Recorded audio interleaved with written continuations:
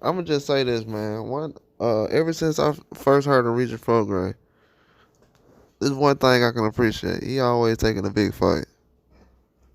You can say what you want.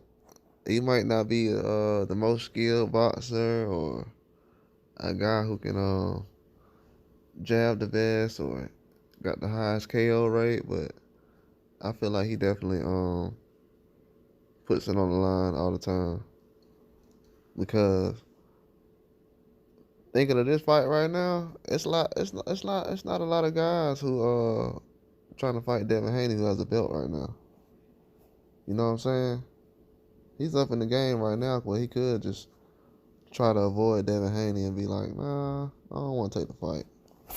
So I gotta appreciate him for that. He always in a big fight because a lot of times we'll try to look at a guy like, oh, he's the B side and he's not that good of a fighter. But at this level right now, for him to be doing this is definitely something that I can appreciate. You know what I'm saying? Because a lot of guys right now they don't want to put their career on the line. And I'll probably say at this time, Regis Prograis is probably the only guy that's at that level, at the age he's at, in the position he is, where he's actually risking it. You know what I'm saying? He didn't have to take a belt. I'm gonna take a fight with Devin Haney for a belt. You know what I'm saying? He could have just went and fought someone else and different things like that.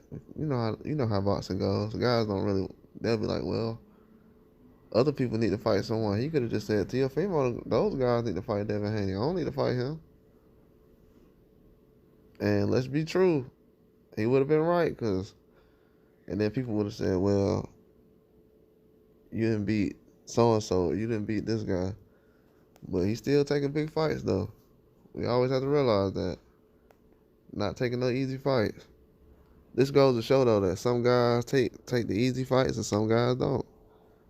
I don't feel like Regis' name was ever in a position where people were saying he was taking easy fights and wasn't taking hard fights, but this definitely shows that guys are separating themselves.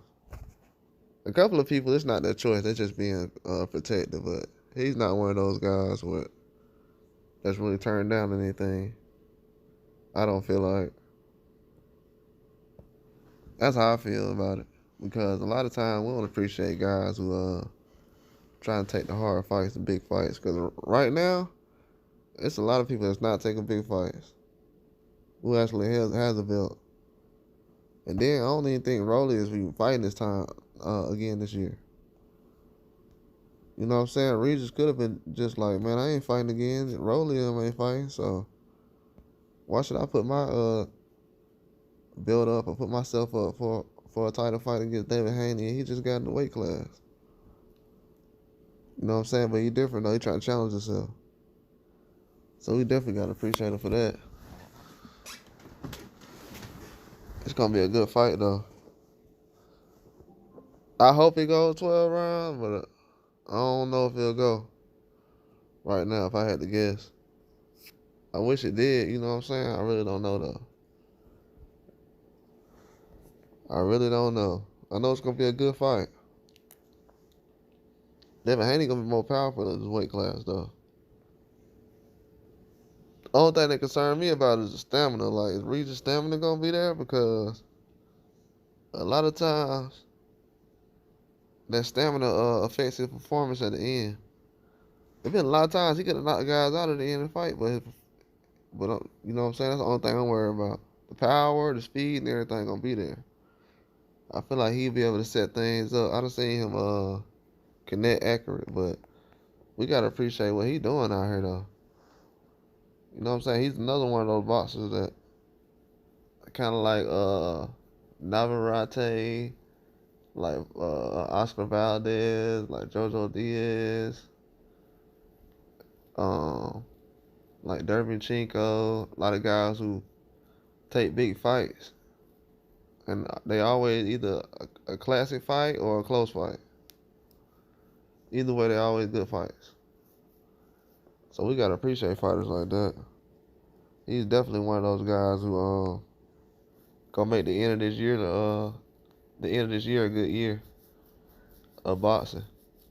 And ending this year off with this fight, that definitely solidifies this year as Probably one of the best years of boxing. What, probably the last 3 or 4 years? 5 years? I know the shutdown probably messed up a lot of that, but probably since like 17, 18, I would probably say. It hasn't been that many big events like it has been this year. That's all I can say. This year been different. But that's all I got though. Like and subscribe.